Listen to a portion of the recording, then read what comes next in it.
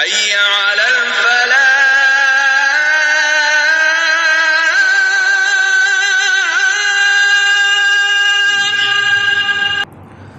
காலமும் நேரமும் மிக விரைவாக ஓடுகிறது. ரமலான் ஆரம்பித்தது, 1/3 முடிந்து இன்றைக்கு 12-13 நோன்புகள் முடிந்துவிட்டன. மிக வேகமாக காலங்கள் ஓடுகின்றன. அப்படின்னா என்ன அர்த்தம் சொன்னால், இந்த உலகை விட்டும் நாம் மிக வேகமாக பயணம் செய்து கொண்டிருக்கிறோம் என்று அர்த்தம். மறுமையை நோக்கி விரைவாக சென்று கொண்டிருக்கிறோம் என்று அர்த்தம். அல்லாஹ் அதைத்தான் குர்ஆனிலே சொல்லுகிறான், நீங்கள் சுவனத்தை நோக்கி விரைந்து வாருங்கள். அந்த வகையிலே நம்முடைய பயணம், நம்முடைய வேகம், நம்முடைய இந்த விரைவு சுவனத்தை நோக்கியதாக அமையட்டும். அல்லாஹ் நம்முடைய பயணத்தினுடைய இறுதியை சுவனத்தினுடைய வாயில்களின் மூலமாக அல்லாஹ் நம்மை வரவேற்கட்டும்.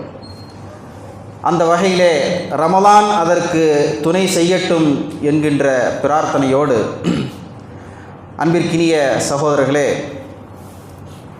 ரமலான் மாதம் வந்துவிட்டாலே சொல்லுவாங்க, நபிகள் பெருமானா ஸல்லல்லாஹு அலைஹி வஸல்லம் அவர்கள் ஃபுதிஹத் அபுவாபுல் ஜன்னா, சுவனத்தினுடைய வாயில்கள் திறக்கப்படுகின்றன.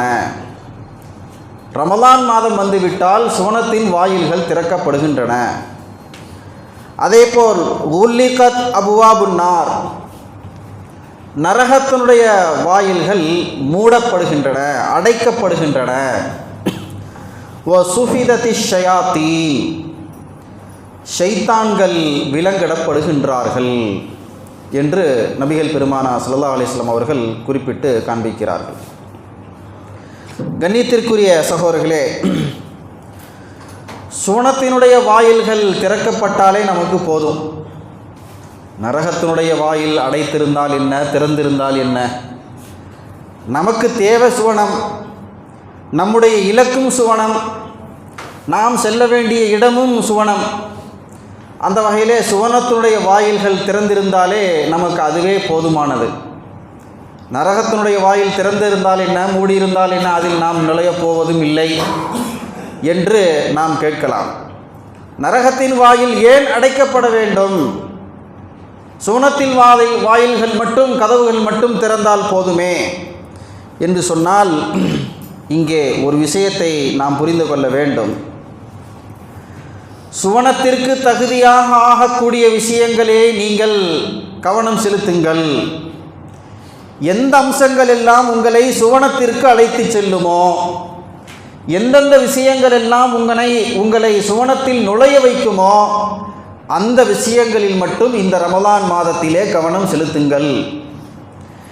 எந்த விஷயங்கள் எல்லாம் நரகத்திலே தள்ளிவிடக்கூடிய அபாயங்கள் இருக்கின்றனவோ, எவையெல்லாம் ஒரு மனிதனை நரகத்திற்கு இட்டு செல்லுமோ, அதிலிருந்தெல்லாம் நீங்கள் விலகி இருங்கள் என்பதுதான் இந்த ஹதீஸனுடைய நாம் புரிந்து கொள்ள வேண்டிய அர்த்தம். சுவனத்தில் வாயில்கள் திறக்கப்படுகின்றன. சுவனம் அங்கே இருக்குது, நம்ம இங்கே இருக்கிறோம், போவோமா இல்லையா? சுவனத்தில் வாயில் திறந்து நமக்கு என்ன பிரயோஜனம்? நரகத்தில் வாயில் அடைக்கப்பட்டு அதனால் நமக்கு என்ன ஆதாயம் என்று சொன்னால், அப்போ இந்த ஹதீஸை நம்ம இப்படி புரிஞ்சிக்கணும்.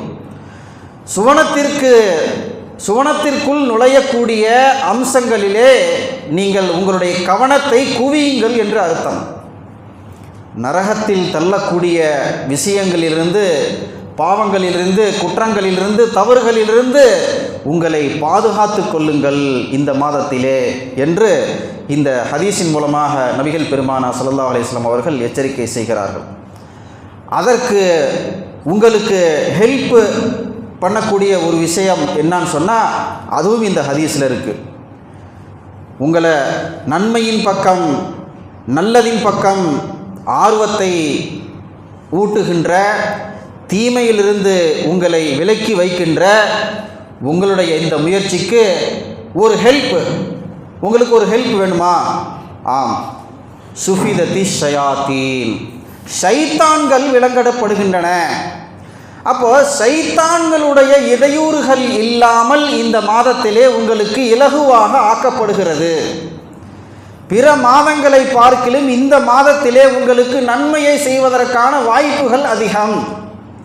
தீமையிலிருந்து நீங்கள் விலகி இருப்பதற்கான வாய்ப்புகள் அதிகம். அதற்கு துணையாக இருப்பது என்ன? சைத்தான்கள் எல்லாம் விலங்கிடப்பட்டு விடுகின்றன.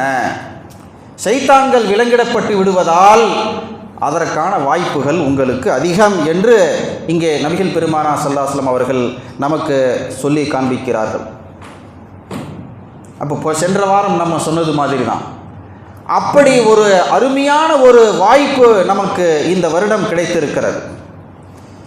யாருக்கு ஒரு வருடத்தினுடைய ரமலான் மாதத்திலே நோன்பு, ஒரு மாதம் முழுவதும் நோன்பு வைக்கக்கூடிய வாய்ப்பு ஒரு மனிதருக்கு, ஒரு முஃமினுக்கு ஒரு வருடம் கிடைத்து அந்த வாய்ப்பை சரியாக பயன்படுத்தி கொள்ளாமல், நன்மையை ஈட்டிக் கொள்ளாமல், தன்னை சீர்திருத்தி கொள்ளாமல், பாவங்களிலிருந்து விலகி பாவத்திற்கு மன்னிப்பு தேடி அந்த பாவங்களிலிருந்து தன்னை, பாவக்கரைகளிலிருந்து தன்னை தூய்மைப்படுத்தி கொள்ளாமல் யார் ரமலானை வீணாக்கி விடுகிறாரோ அவர் நாசமாகட்டும் என்று நபிகள் பெருமானார் ஸல்லல்லாஹு அலைஹி வஸல்லம் அவர்கள் பத்வா செய்கிறார் என்று சொன்னால், அப்போ இந்த மாதத்தினுடைய மதிப்பை, மாண்பை, சிறப்பை நாம் இந்த ஒரு ஹதீஸின் மூலமே நாம் புரிந்து கொள்ள முடியும். கண்ணியத்திற்குரிய சகோதரர்களே, அந்த வகையிலே இந்த ரமலானுடைய மாதம் பாவங்கள் உதிரும் பருவகாலம். பாவங்கள் உதிரும் பருவகாலம். பார்க்கலாம், நீங்கள் பார்ப்பீங்க மரங்களிலே ஒரு சில மாதங்களில் மட்டுமே அந்த மரங்களில் உள்ள இலைகள் எல்லாம் உதிர்ந்து கீழே விழுந்துவிடும். அது ஒரு சில நாட்கள் மட்டும் இருக்கும். மற்ற நாட்களில் எல்லாம் அந்த மரத்திலே இலையும் பூவும் காய்த்து பூத்து குலுங்கும்.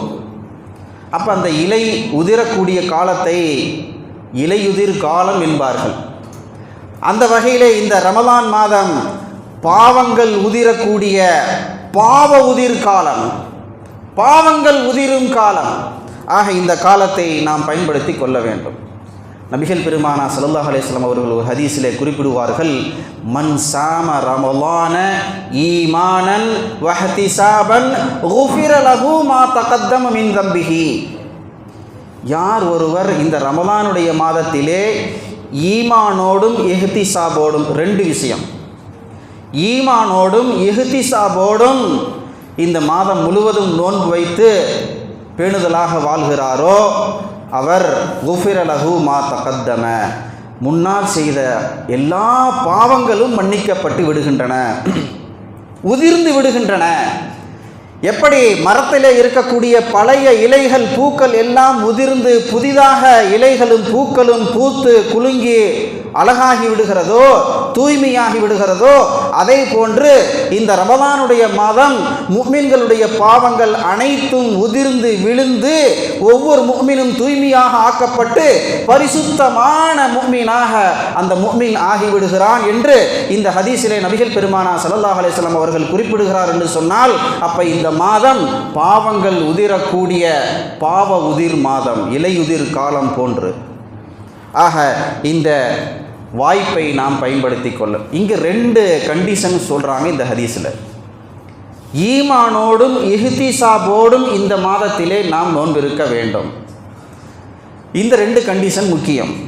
இந்த ரெண்டையும் நாம் உத்தரவாதப்படுத்தி கொள்ள வேண்டும். ஈமானோடு என்றால் என்ன?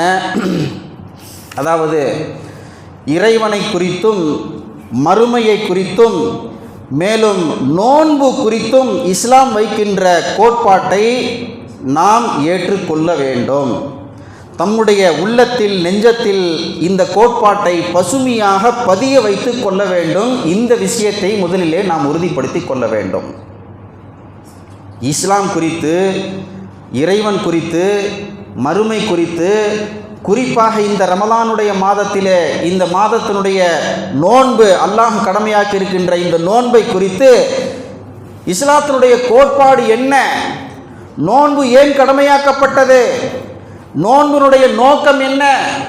நோன்பினுடைய இலக்கு என்ன என்கின்ற விஷயத்தை குறித்து ஒரு தெளிவான கோட்பாட்டை, ஒரு புரிதலை நாம் மனதிலே கொள்ள வேண்டும். அதை நாம் நம்ப வேண்டும், அதை நாம் உறுதி கொள்ள வேண்டும். இந்த முதல் விஷயத்தை நாம் உறுதிப்படுத்தி கொள்ள வேண்டும். இதுதான் ஈமான். இந்த ஈமானோடும் இஹ்திசாபோடும், இஹ்திசாப் என்று சொன்னால் கவனத்தோடு என்று அர்த்தம். என்ன கவனத்தோடு? இறைவனுடைய உவப்பை பெறுவதில் மட்டுமே கவனத்தை குவிப்பது. இறைவனுடைய பொருத்தத்திற்காகத்தான் நான் இந்த நோன்பு வைக்கிறேன், வேற எந்த காரணமும் இல்லை நான் நோன்பு வைக்கிறதுக்கு. அல்லாஹ், என்னை படைத்த ரப், என்னுடைய இறைவன் எனக்கு கட்டளையிட்டிருக்கிறான். என்னுடைய இறைவனுடைய ஒப்பு, என்னுடைய இறைவனுடைய அன்பு, அவனுடைய மன்னிப்பு, அதை பெரும் நோக்கத்தில்தான் இந்த மாதத்திலே நான் நோன்பு வைக்கிறேன். மாறாக சிலர் பார்க்கிறார்கள் என்பதற்காகவோ, நான் ஏதாவது நிர்பந்தத்திற்கு உள்ளாகிவிட்டேன் என்பதற்காகவோ, என்னங்க பண்ணுறது, வீட்டில் நாங்கள் 5 பேர், 4 பேருமே நோன்பு வச்சுருக்காங்க, நான் மட்டும் நோன்பு வைக்காமல் இருந்தால் நல்லா இருக்காது, அப்படிங்கிறதுக்காக வேண்டி நான் நோன்பு வைக்கிறேங்க என்கின்ற காரணம், இது போன்ற காரணங்கள் எல்லாம் இல்லாமல் அல்லாஹுடைய திருப்தி, அல்லாஹுடைய உவப்பு, அல்லாஹுடைய அன்பு, அவனுடைய மன்னிப்பு, இதற்காகத்தான் நோன்பு வைக்கிறேன் என்கின்ற இந்த நியத்தோடு, எண்ணத்தோடு, பரிசுத்தமான உள்ளத்தோடு, இதுதாங்க இஹ்திசாப், கவனத்தோடுன்னு சொல்கிறாங்க. ஆக ரமலானுடைய மாதத்திலே யார் ஈமானோடும் நம்பிக்கையோடும் கவனத்தோடும் நோன்பு இருக்கிறாரோ அவருக்கு குஃபிர லஹு மா தகத்தம, சென்ற பாவங்கள் அனைத்து, முன்னால் செய்துவிட்ட பாவங்கள் அனைத்துமே மன்னிக்கப்படுகின்றன என்று நபிகள் பெருமானா ஸல்லல்லாஹு அலைஹி வஸல்லம் அவர்கள் குறிப்பிட்டு காண்பிக்கிறார்கள். தன்னுடைய செயல்களுடைய பின்புலத்தில் இறை உவப்பிற்கு எதிரான எந்த எண்ணமும் இல்லை என்பதை எப்பொழுதுமே கண்காணித்து உறுதிப்படுத்தி கொண்டிருக்க வேண்டும். இந்த மாதத்திலே நான் நோன்பு நோக்கும் விஷயமாக இருக்கட்டும், நான் தொழும் விஷயமாக இருக்கட்டும், நான் ஏழை எளிய மக்களுக்கு உதவி செய்யும் விஷயமாக இருக்கட்டும், அல்லது பள்ளிவாசல்கள் மதரசாக்கள் போன்று ஏழை மக்களுக்கு நான் செய்யக்கூடிய உதவிகளாக இருக்கட்டும், இந்த மாதத்திலே நான் செய்யக்கூடிய எல்லா நற்காரியங்களும் அல்லாஹுக்காகத்தான், என்னை படைத்த ரப்புல் ஆலமீன் அவனுக்காகத்தான், வேற எந்த காரணமும் இல்லை. பேருக்காக, புகழுக்காக, பிறர் பார்க்க வேண்டும் என்பதற்காக, பாராட்டுக்காக என்கின்ற எந்த காரணமும் இல்லை. ஒரே காரணம்தான் அல்லாஹுடைய திருப்தி, ரில்வான், இறை திருப்தி. இறை திருப்திக்காகத்தான் இத்தனை காரியங்களும் நான் செய்கிறேன் என்கின்ற அந்த கவனத்தோடு யார் நோன்பு இருக்கிறாரோ அவருடைய பாவங்கள் அனைத்தும் மன்னிக்கப்படுகின்றன. அதாவது தம்முடைய தீமையுடைய பாத்திரத்தை, பாவத்தின் சுமையை காலி செய்து கொள்வதற்காக கிடைத்த ஒரு அருமையான வாய்ப்பு இந்த ரமலானுடைய மாதம். நன்மையின் பாத்திரம் ஒன்று இருக்குது, தீமையின் பாத்திரம் ஒன்று இருக்குது. நன்மையின் பாத்திரத்தை முழுமையாக நிரப்பிக் கொள்வதற்கும் தீமையின் பாத்திரத்தை முழுமையாக காலி செய்து கொள்வதற்குமான நமக்கு கிடைத்த ஒரு உன்னதமான அருமையான வாய்ப்பு இந்த ரமலானுடைய மாதம். மன்னிப்பு கேட்பவர் மிகச்சிறந்த முஃமின். குல்லு இப்னு ஆதம ஹத்தாஉன் சொன்னாங்க நபிகள் பெருமானா ஸல்லல்லாஹு அலைஹி வஸல்லம் அவர்கள். எல்லா ஆதமுடைய மக்கள் எல்லாருமே தவறு செய்யக்கூடிய இயல்புடையவர்கள். அதாவது கிறிஸ்தவத்தில் ஒரு நம்பிக்கை உண்டு, மனித பிறவியே பாவ பிறவி என்று. அப்படி அல்ல, மனிதன் என்பவன் பாவம் செய்யக்கூடிய இயல்பில் இருக்கிறான். இயல்பாக ஒரு குற்றத்தை, பாவத்தை இயல்பாக அது அவனுடைய இயல்பாக இருக்கிறது. அந்த இயல்பை மாற்ற முடியாது. ஒரு தவறு இழைப்பதோ, ஒரு குற்றத்தை புரிவதோ மனிதனுடைய இயல்பாக இருக்கிறது. கைருல் ஹத்தாஈன, அப்படி தவறு செய்யக்கூடிய இயல்புகள் கொண்ட மனிதர்களிலே சிறந்தவர்கள் தவ்வாபூன, தான் செய்த குற்றத்தை எண்ணி வருந்தி நினைத்து அதற்காக தௌபா செய்யக்கூடியவர்கள் என்று நபிகள் பெருமானா ஸல்லல்லாஹு அலைஹி வஸல்லம் அவர்கள் குறிப்பிடுகிறார். அப்போ மனிதர்களிலேயே சிறந்தவர்கள் யார்? தௌபா செய்யக்கூடியவர்கள். நான் மனிதன், என்னுடைய இயல்பு குற்றம் செய்வது, நான் குற்றம் செய்திருப்பேன், கண்டிப்பாக என்னுடைய வாழ்க்கையிலே தவறுகள் நிகழ்ந்திருக்கும், இதிலே எந்த டவுட்டும் இல்லை. ஏனென்று சொன்னால் அதுதான் மனித இயல்பு. அப்படி நான் செய்த தவறுக்கு வருந்தி அதை எண்ணி அல்லாஹ்விடத்திலே தௌபா செய்து மீள்வது இருக்குதே, இவர்தான் மிகச்சிறந்த மனிதர் என்று நபிகள் பெருமானார் ஸல்லல்லாஹு அலைஹி வஸல்லம் அவர்கள் இந்த ஹதீஸிலே குறிப்பிட்டு காண்பிக்கிறார்கள். இன்னொரு ஹதீஸில் சொல்லுவாங்க, யா ஐயுஹன் நாஸ், மக்களே, மனிதர்களே, முஃமின்களே, தூபு இலல்லாஹ், அல்லாஹ்வின் பக்கம் தௌபா செய்து மீளுங்கள். குற்றம் செய்துவிட்டு, தவறு செய்துவிட்டு, பாவத்தை செய்துவிட்டு அதிலேயே நீங்கள் நீடித்து இருக்காதீர்கள், திரும்புங்கள், அல்லாஹ்வின் பக்கமாக தௌபா செய்து திரும்புங்கள். ஃபஇன்னி அதீபு ஃபில் யௌம், என்னை பாருங்கள், ஒவ்வொரு நாளும் நான் 100 தடவை நான் தௌபா செய்கிறேன் என்று நபிகள் பெருமானார் ஸல்லல்லாஹு அலைஹி வஸல்லம் சொன்னாங்க. 100 தடவை ஒரு நாளைக்கு 100 முறை தௌபா செய்வதற்கு அவ்வளவு பாவங்கள் செய்யக்கூடியவர்களா நபிகள் பெருமானார் ஸல்லல்லாஹு அலைஹி வஸல்லம்? அப்படி அல்ல, நமக்கு கற்றுத்தருகிறார்கள். ஒவ்வொரு முஃமினும் அன்றாடம் அல்லாஹ்விடத்திலே பாவ மன்னிப்பு கோரிக்கையை நாம் வைக்க வேண்டும். அன்றாடம் தௌபா செய்து அல்லாஹ்விடத்திலே ஒவ்வொரு முஃமினும் மீள வேண்டும். ஏனென்று சொன்னால் தினமும் அவனுடைய அக்கௌண்ட்டில் பாவங்கள் கூடிக்கொண்டு தான் இருக்கும். அவன் அறிந்தோ அறியாமலோ, புரிந்தோ புரியாமலோ, தெரிந்தோ தெரியாமலோ எப்படியேனும் ஒவ்வொரு முஃமினும் பாவம் செய்யக்கூடியவனாகத்தான் அந்த இயல்பில் தான் இருக்கிறான். அதனால் ஒவ்வொரு நாளும் நீங்கள் அல்லாஹ்விடத்திலே பாவ மன்னிப்பு கேளுங்கள், தௌபா செய்து மீளுங்கள்.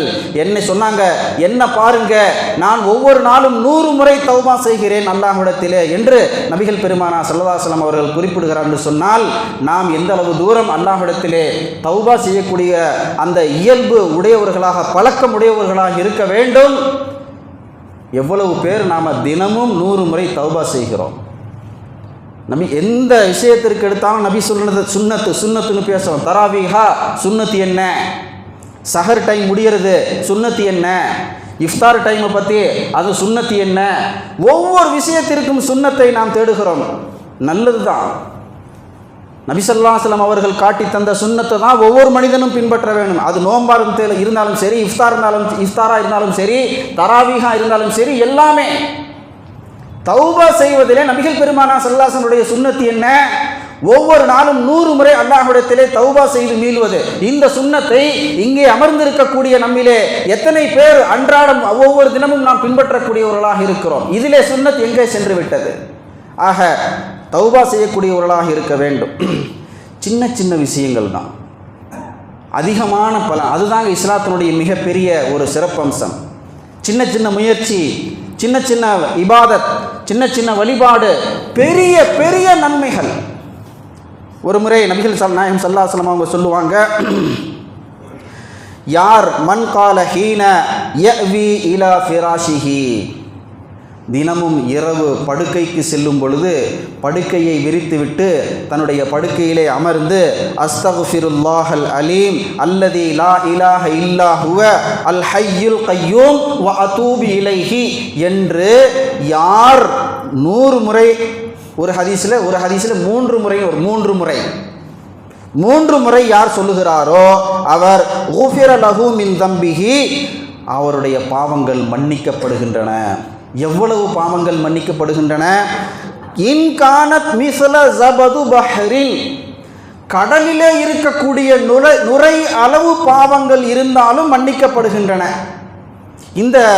இந்த கலிமாவை 3 முறை கூறுபவர்களுக்கு அதத வரக்கி ஷஜரத்தில் அல்லது மரங்களிலே இருக்கக்கூடிய இலைகள் அளவு பாவங்கள் இருந்தாலும் அது மன்னிக்கப்படுகின்றன. அல்லது அதது ரமலி ஆலிஜின், கடற்கரையிலே இருக்கக்கூடிய மணல் அளவு பாவங்கள் இருந்தாலும் மன்னிக்கப்படுகின்றன. அதத ஐயாமி துன்யா, இந்த உலகத்திலே உலகம் தோன்றியதிலிருந்து மறுமை நாள் வரை எத்தனை நாட்கள் வருமோ, உலகம் தோன்றியதிலிருந்து மறுமை நாட்கள் வரை எத்தனை நாட்கள் வருமோ அத்தனை பாவங்கள் செய்திருந்தாலும், இந்த எல்லா வாசகமுமே ஹதீஸில் வருது, இவ்வளவு பாவங்கள் செய்திருந்தாலும் இந்த வாசகத்தை ஒவ்வொரு நாளும் இரவு படுக்கைக்கு செல்லும் பொழுது 3 முறை ஓதக்கூடியவர்களுக்கு அல்லாஹ் இவ்வளவு பாவம் இருந்தாலும் மன்னித்து விடுகிறான் என்று நபிகள் பெருமானா ஸல்லல்லாஹு அலைஹி வஸல்லம் அவர்கள் சொல்லுகிறார்கள். சொன்னால் இதை ஓதுறதுக்கு எவ்வளோ நேரம் ஆகும்? இதை ஓதுறதுக்கு 1 நிமிஷம் ஆகும். அஸ்தக்ஃபிருல்லாஹல் அலீம் அல்லதி லா இலாஹ இல்லா ஹுவ அல் ஹய்யுல் கய்யூம் வ அத்தூபு இலைஹி. ஆக சின்ன சின்ன விஷயங்கள், நாம் செய்யக்கூடிய சின்ன சின்ன வழிபாடு, இபாதத், திக்ர், திலாவத்து நமக்கு மிகப்பெரிய நன்மையை ஈட்டித்தரக்கூடியதாக இருக்கிறது. பாவத்தை குறித்து அலட்சியமாக இருப்பது உண்மையிலேயே அது ஒரு துரதிஷ்டம். அது பலா மன் கஸப ஸய்யிஅத்தன் வ அஹாதத் பிஹி ஹதீஅத்துஹு உலாயிக அஸ்ஹாபுன் நார். யார் தீமையை செய்து கொண்டிருக்கும் நபர்கள் மேலும் தம் பாவத்திலேயே தௌபா செய்யாமல் உழன்று கொண்டிருக்கிறாரோ அவர் நரகத்திற்கு செல்வதை தவிர வேறு என்ன? அவர் நரகவாதியாக ஆகிவிடுவதை தவிர வேறு என்ன?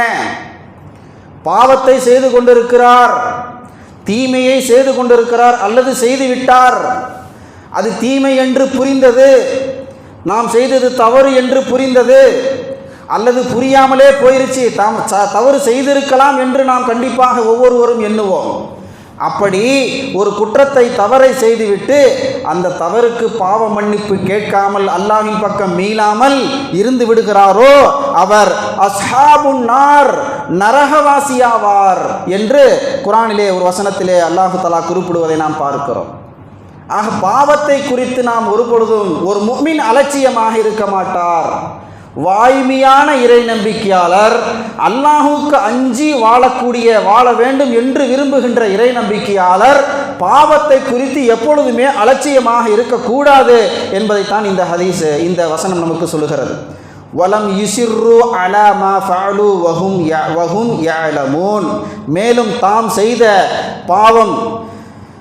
செய்த பாவம் அதற்கு தௌபா செய்து மீளாமல் பிடிவாதமாக இருக்க மாட்டார்கள் முஃமின்கள். ஆல இம்ரானுடைய வசனம். முஃமின்களுடைய தன்மைகளை குறித்து அல்லாஹ் ஒவ்வொன்றாக சொல்வான். முஃமின்கள் எல்லாம் இப்படி இருப்பார்கள், முஃமின்கள் என்றால் இப்படி இருப்பார்கள். அந்த வரிசையிலே அல்லாஹ் தஆலா இந்த வசனத்தை குறிப்பிட்டு காட்டுகிறான். முஃமின்கள் என்று சொன்னால் தாம் செய்த பாவத்தில் இருந்து தௌபா செய்து மீளாமல் பிடிவாதமாக இருக்க மாட்டார்கள். பிடிவாதமாக இருக்கிறதுனா என்ன? தெரிந்தே தௌபா செய்யாமல், அல்லாஹ்விடத்திலே மீளாமல், இஸ்திக்ஃபார் செய்யாமல், பாவ மன்னிப்பு கேட்காமல் பிடிவாதமாக இருப்பது இது முஃமின்களுக்கு அழகல்ல. முஃமின்கள் இப்படி இருக்க மாட்டார்கள் என்று அல்லாஹ் தஆலா இந்த ஆல இம்ரானுடைய வசனத்திலே குறிப்பிட்டு காண்பிக்கிறான். பாவம் செய்யாதோர் உண்மையிலேயே துரதிஷ்டவாளிகள். பாவ மன்னிப்பு தௌபா செய்யாதோர், பாவம் செய்து தௌபா செய்யாதோர் உண்மையிலேயே துரதிஷ்டவாளிகள். பாவம் செய்துவிட்டு அந்த பாவத்திற்காக வருந்தி தௌபா செய்து மீளாதவர்கள் உண்மையிலேயே துரதிஷ்டவாளிகள். அதாவது ஒரு பாவம் செய்யும் பொழுது உள்ளத்தில் ஒரு கருப்பு புள்ளி விழுந்து விடுகிறது. நம்ம வழக்கமாக கேட்கக்கூடிய ஹதீஸ். ஒவ்வொரு முறை பாவம் செய்யும் பொழுதும் உள்ளத்திலே ஒரு கரும்புள்ளி விழுந்து விடுகிறது.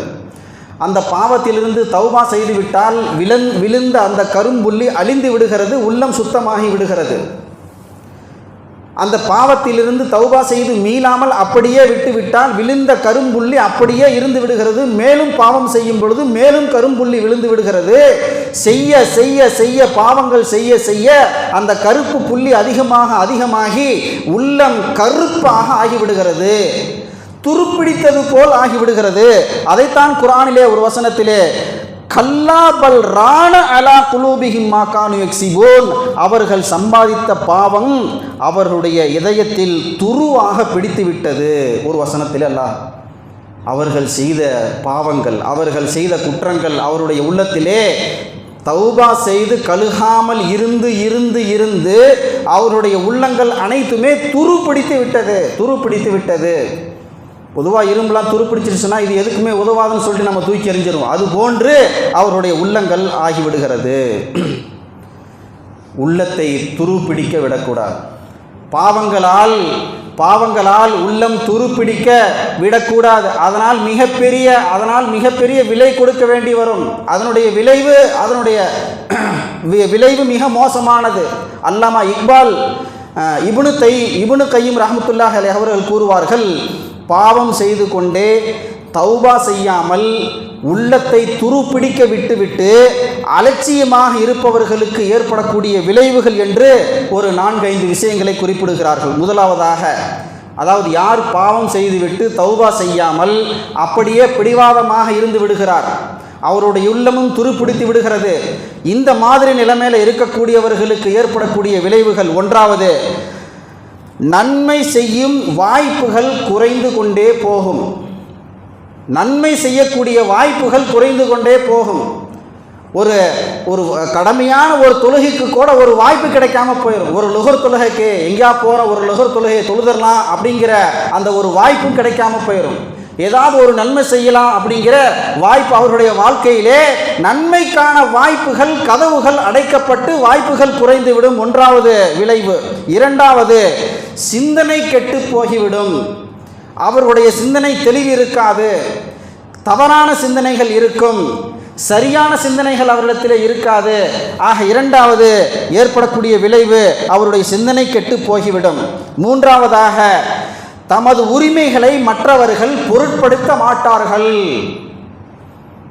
என்னுடைய வீட்டில் எனக்கு என்ன உரிமை, என்னுடைய மஹல்லாவில் எனக்கு என்ன உரிமை, நான் வேலை செய்யக்கூடிய நிறுவனத்தில் எனக்கு என்ன உரிமை, இப்படி என்னுடைய உரிமை, தம்முடைய உரிமைகளை கூட இருக்கக்கூடிய மற்றவர்கள் மதிக்க மாட்டார்கள், நிறைவேற்ற மாட்டார்கள், பொருட்படுத்த மாட்டார்கள்.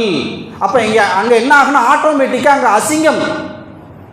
என்னுடைய உரிமை எனக்கு கிடைக்கலன்னு சொன்னால் அது எனக்கு அசிங்கம். ஆக அந்த மாதிரி தமது உரிமைகளை மற்றவர்கள் பொருட்படுத்த மாட்டார்கள். மூன்றாவது விளைவு. நான்காவது, மக்களுடைய வெறுப்பை சம்பாதிக்க ஆரம்பித்து விடுவார்கள். யார் பாவம் செய்து கொண்டு மீளாமல் இருக்கிறார்களோ மக்களுடைய வெறுப்பை சம்பாதிக்கக்கூடியவர்களாக இருப்பார்கள். வீட்டில் மனைவி மக்களுடைய வெறுப்பு, நண்பர்களுடைய வெறுப்பு, உறவினர்களுடைய வெறுப்பு, வேலை செய்யக்கூடிய நிறுவனத்திலே பணியாற்றக்கூடியவர்கள் சக ஊழியர்களுடைய வெறுப்பு, இப்படி மக்களுடைய வெறுப்பை கொஞ்சம் கொஞ்சமாக சம்பாதித்து மக்கள் வெறுக்கக்கூடிய மனிதர்களிலே ஒருவராக மாறிவிடுவார் என்பதாக சொல்லப்படுகிறது. நான்காவது. ஐந்தாவதாக, அறிவு ஞானம் தடைப்பட்டுவிடும். அறிவு ஞானம், அவர் பெற வேண்டிய, அவர் தெரிந்து கொள்ள வேண்டிய கல்வி அறிவு, இதற்கான வாயில்கள் அடைக்கப்பட்டுவிடும். எந்த தேவையான விஷயத்தையும் இவர் கற்றுக்கொள்ள முடியாது, எந்த தேவையான அறிவு ஞானத்தையும் இவர் பெற்றுக்கொள்ள முடியாது.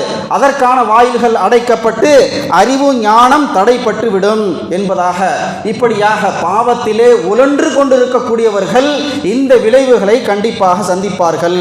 அதனால தான் அந்த பாவங்களிலிருந்து மீட்சி பெறுவதற்கு, தம்மை பரிசுத்தப்படுத்திக் கொள்வதற்கு கிடைக்கக்கூடிய வாய்ப்பு இந்த ரமலான். ஆக இந்த ரமலானை நாம் பயன்படுத்தி கொள்ள வேண்டும்.